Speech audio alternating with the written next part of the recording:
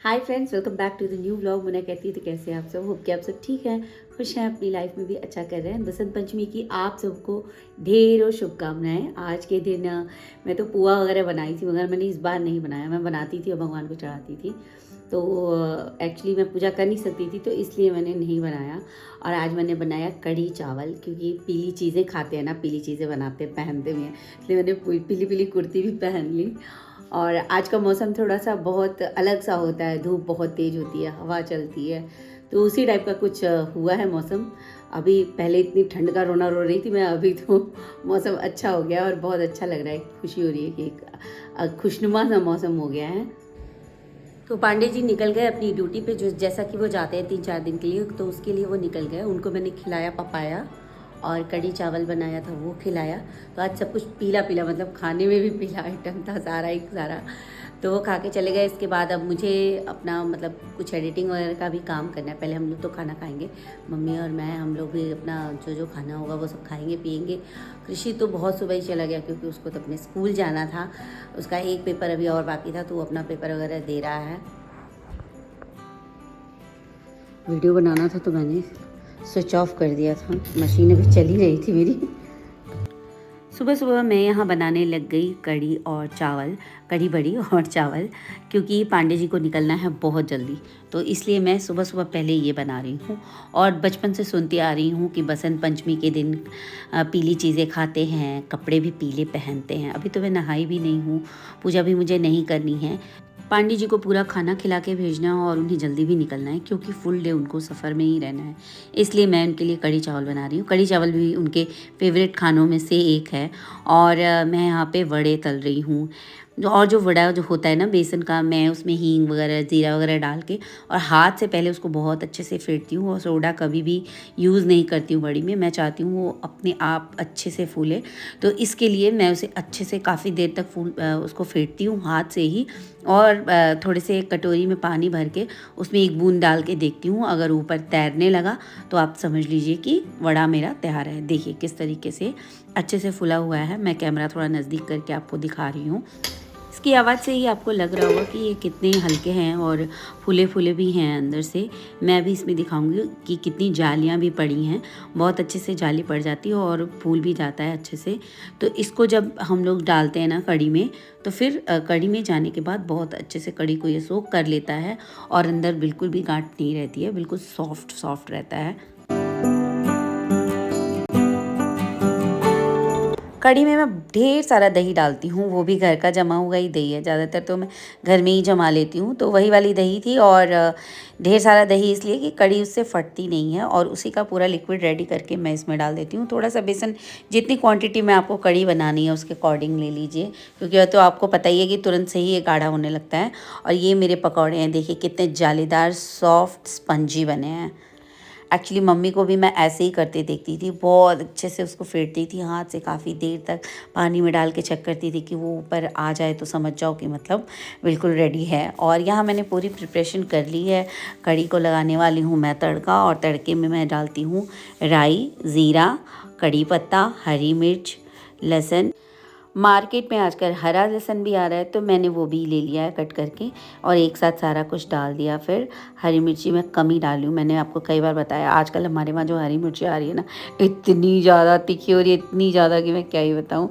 इसलिए मैं कम ही यूज़ करती हूँ। उसके बाद थोड़ी बहुत लाल मिर्च पाउडर भी हम लोग डाल देते हैं कलर के लिए, तो इसकी वजह से तीखापन बढ़ जाता है।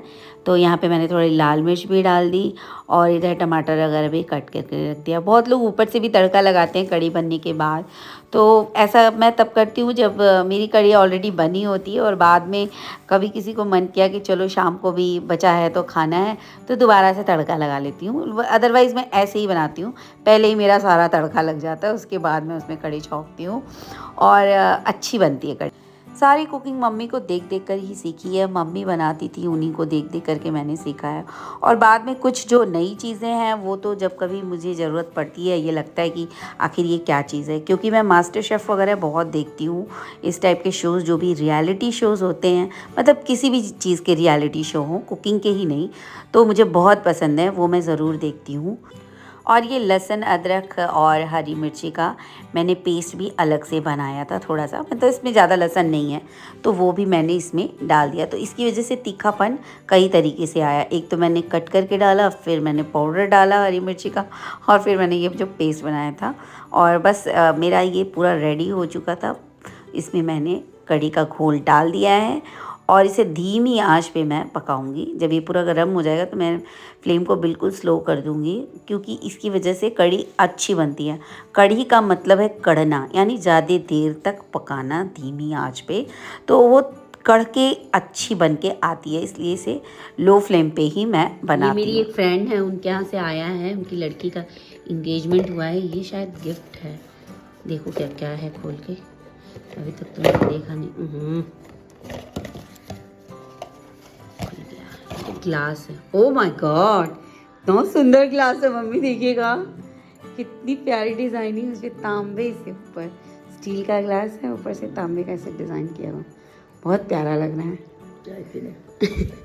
ये तो फ्रूट है, और इसमें क्या है, गणेश मिष्ठान, तो गोरखपुर का है, मोतीचूर के लड्डू, ये सारी मिठाइयाँ, ड्राई फ्रूट्स। ये 2 डेज़ कुकिंग वीडियो है, तो मैं यहाँ पे फिर नेक्स्ट डे बना रही हूँ नाश्ता, और नाश्ते में बन रहा है पोहा।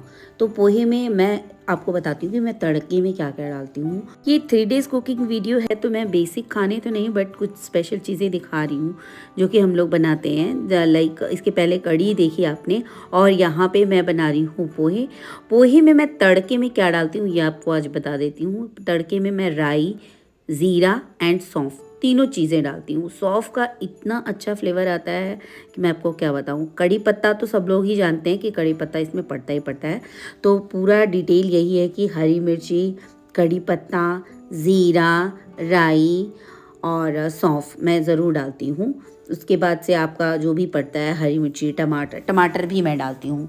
अगर आप नहीं डालते हो तो ये सारी चीज़ें डालो, बहुत यम्मी लगता है। आप किशमिश भी डाल सकते हैं, मैं किशमिश भी डालती हूँ। थोड़ा सा किशमिश ना ऐसे, जैसे जब ये बन गया पूरा, जब जैसे कि मैं इसमें पोहे डाल रही हूँ, बस ऊपर से किशमिश भी डाल देती हूँ। आप ऑयल में भी उसको पका भी सकते हैं किशमिश को, और वैसे भी डाल सकते हैं। मुंह में आता है ना जब थोड़ी थोड़ी देर बाद आपके बाइट में, तो बहुत टेस्टी लगता है।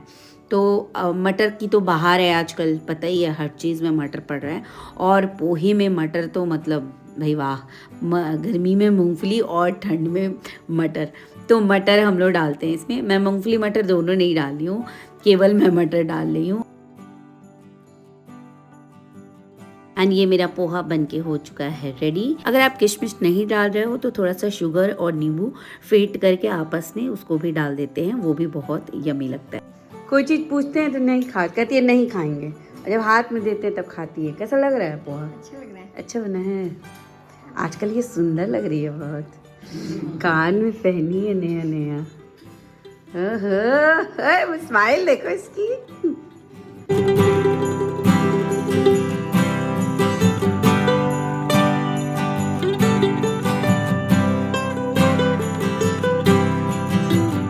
ये हींग हम लोग लोकल शॉप से लेकर के आते हों, और ये एक बड़े से टुकड़े में होता है, जिसे अच्छी तरीके से कूट करके थोड़ा सा टुकड़े टुकड़े जब हो जाते हैं तो मैं इसे मिक्सी में पीस करके और जार में भर देती हूँ।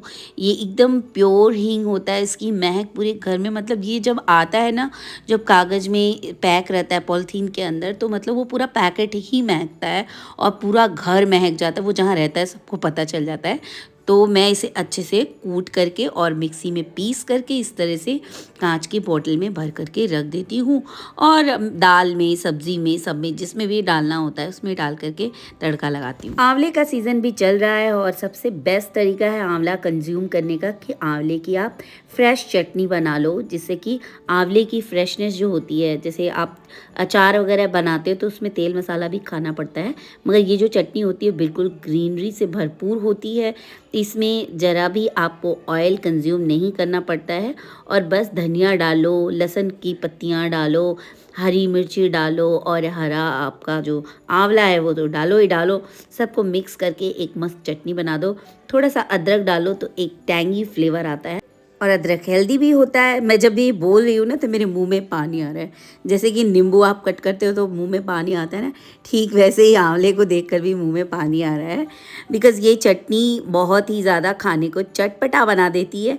सादा से सादा खाना हो ना, आपकी चटनी बना के रख दो, वो खाना बहुत चटपटा हो जाता है। आज की जो डिश है वो सबसे ईज़ी है बनाने में और टमी फुलर भी है, तो कोई भी स्टूडेंट या बच्चे इसे सीख सकते हैं। जैसे कि मेरे बच्चे हैं, मैंने सिखाया है उनको ये बनाने के लिए। तो इसको बनाना सबसे आसान है। ये है सूजी का उपमा। इसके तड़के में जाता है हरी मिर्च, कड़ी पत्ता, राई, ज़ीरा और हरा मिर्चा। बस उसके बाद मटर डालिए या मूंगफली, बन के हो गई तैयार। जस्ट लाइक हलवे जैसा, लेकिन नमक डाल के।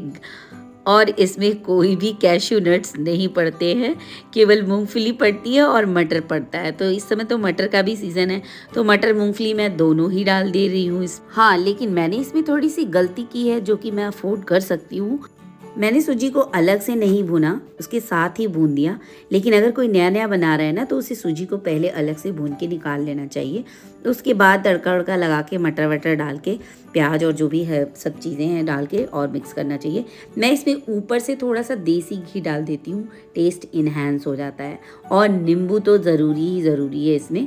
बाद में मैं इसमें थोड़ा सा नींबू निचोड़ के भी डाल देती हूँ। धनिया मार के सजा देंगे और बस इसे फटाफट गर्मा गर्म सर्व कर देंगे।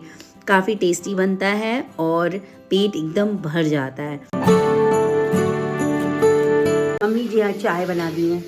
हम लोगों ने किया नाश्ता उपमा का, उसके बाद इनको चाय मन कर दिया। मेरे लिए भी है कि नहीं गुंजाइश? कहाँ है ना मेरे लिए?